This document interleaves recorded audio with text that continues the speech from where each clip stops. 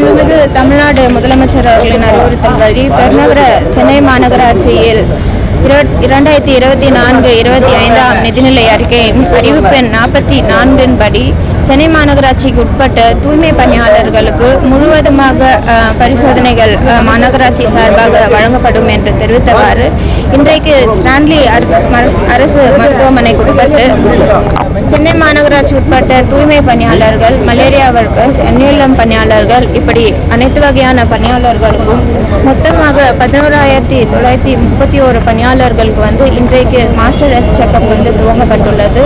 இந்த master health செக்அப்பில் மொத்தமாக 16 வகையான ஹெல்த் செக்அப் வந்து கவர் ஆகப்படுகிறது. அதில் வந்து முழு இரத்த பரிசோதனைகள், இரத்த கொழுப்பு பரிசோதனை, சிறுநீர் இரத்த பரிசோதனை, கல்லீரல் இரத்த பரிசோதனை, தைராய்டு பரிசோதனை, இரத்த சர்க்கரை பரிசோதனை, இரத்த வகை கண்டறிதல் மற்றும் HIV பரிசோதனை, சிறுநீர் பரிசோதனை மற்றும் நெஞ்சு பரிசோதனை, வயிறு ஸ்கேன் மற்றும் கண் பரிசோதனை, காது பரிசோதனை இப்படி பல்வேறு வகையான பரிசோதனைகள் வந்து அனைத்து தூய்மை பணியாளர்களுக்கும் மேற்கொள்ளப்படும்.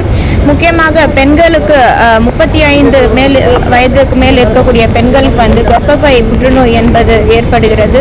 ஸோ பெண்களுக்காக முக்கியமாக இந்த கர்ப்ப நோயில் ஏற்படக்கூடிய புற்றுநோய் பரிசோதனைகளும் இங்கு வந்து மேற்கொள்ள இருக்கின்றனர். சென்னை மாநகராட்சிக்கு உட்பட்ட அனைத்து தூய்மை பணியாளர்களுக்கும் அடுத்து வரக்கூடிய 3 மாதங்களுக்குள் இந்த பரிசோதனைகள் முழுவதுமாக நடைபெறும். தொடர்ந்து அவர்களுக்கு மக்களை தேடி மருத்துவ முறையில் தொடர்ந்து அவர்களுக்கு BP, சுகர் டேப்லெட் வழங்க வேண்டிய சூழல் இருந்தால் அதுவும் அவர்களுடன் இணைக்கப்பட்டு வழங்கப்படும் என்று தெரிவித்துக் கொள்கிறேன். இந்த மருத்துவ முகாமில் மதிப்புக்குரிய JC ஹெல்த் அவர்களும், RDC அவர்களும், ஸ்டான்லி மருத்துவமனைக்கு உட்பட்ட டீன் அவர்களும், DME அவர்களும், மண்டல குழு தலைவர்கள், ஹெல்த் கமிட்டி சேர்மன் அனைவருமே உட்பட கலந்து கொண்டு இந்த மருத்துவ முகாமை தொடங்கி வைத்துள்ளோம்.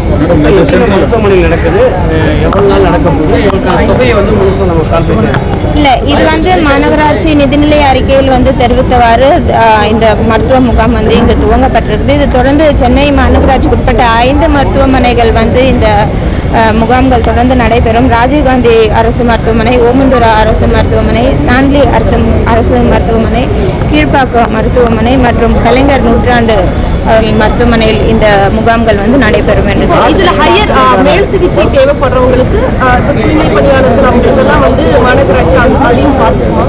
இல்லை, இப்போதைக்கு வந்து ஃபுல் கம்ப்ளீட் செக்அப் வந்து நாங்கள் தெரிவித்திருக்கிறோம். தொடர்ந்து அவர்கள் கூடுதலாக ஏதாவது சிகிச்சை தேவைப்படுது அப்படின்னா அரசுடன் திட்டங்கள் நிறைய இருக்கிறது. இன்றைக்கு மாண்புமிகு தமிழ்நாடு முதலமைச்சர் அவர்களுக்கு மருத்துவமனைக்கு என்ற அதிக முக்கியத்துவங்கள் கொடுத்து வர்றால் அந்த மாதிரி ஏதாவது ஒரு திட்டத்தோட கம்பைன் பண்ணி அவர்களுக்கு தேவையான சிகிச்சைகள் வழங்கப்படும் என்று தெரிவித்துள்ளோம்.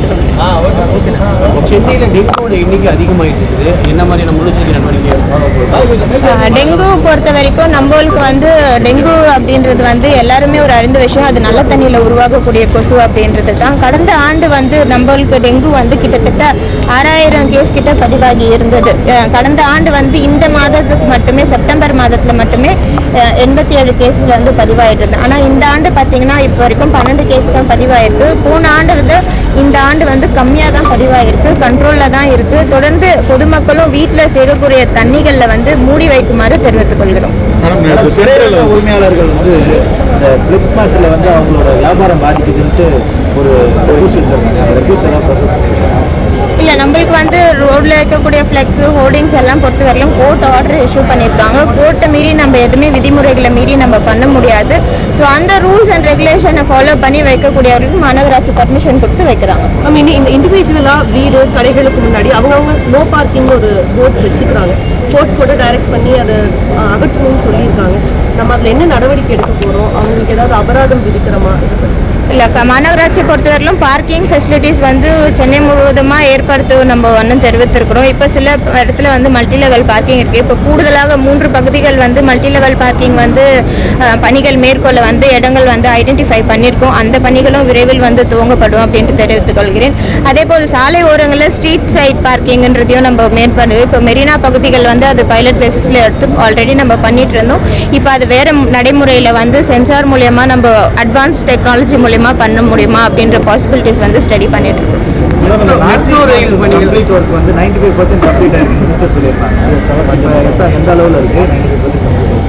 சென்னை மாநகராட்சி பொறுத்தவரை இந்த மழைநீர் வடிகால் பணிகள் என்று மாண்புமிகு முதலமைச்சர் அவர்களால் தீவிரமாக மேற்பட்ட பணிகளாக இருந்தது.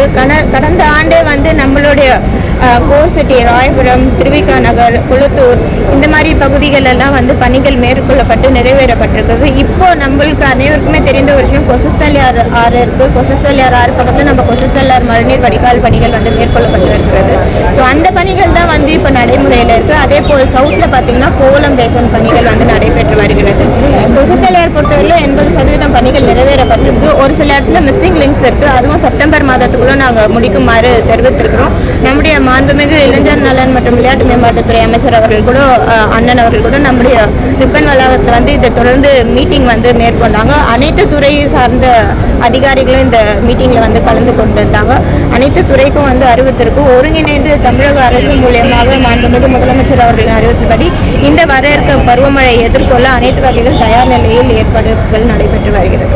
சிஎம்ஆர் வந்து 19-20க்கும் மேற்பட்ட இடங்களில் வந்து அதை சேதப்படுத்தி அதை கண்காணிக்க ஒரு 5 பேர் கொண்ட குழு அமைச்சோம். அது அறிக்கை தாக்கல் பண்ணாங்களா? அதோட நிலைப்பாடு சிஎம்ஆர்எல் துறை சார்பாக சென்னை மாநகராட்சியில் பல்வேறு பணிகள் வந்து மேற்கொள்ளப்பட்டு வருகிறது. இப்போ அவங்க பணி மேற்கொள்ளும் போது சில 21 பகுதிகளில் வந்து நம்ம மாநகராட்சிக்கு உட்பட்ட மழைநீர் வடிகாலில் வந்து சிதிலம் அடைந்திருக்கு. ஸோ அந்த துறையிடம் இணைந்து அவர்களும் வந்து இந்த செப்டம்பர் மாதம் இறுதிக்குள் வந்து இந்த பணிகள் எல்லாம் நிறைவேற்றி தருவதாக தெரிவித்திருக்கிறாங்க. இதற்காக ஒரு குழுவும் அமைக்கப்பட்டு அந்த குழுவும் நேரடியாக சென்று ஒவ்வொரு பகுதிகளும் எந்த மாதிரி முடிவு எடுக்கலான்ற ஆய்வினை மேற்கொண்டிருக்கார்கள். அதன் தொடர்ச்சியாக அந்த பணிகளும் நடைபெற்று வருகிறது.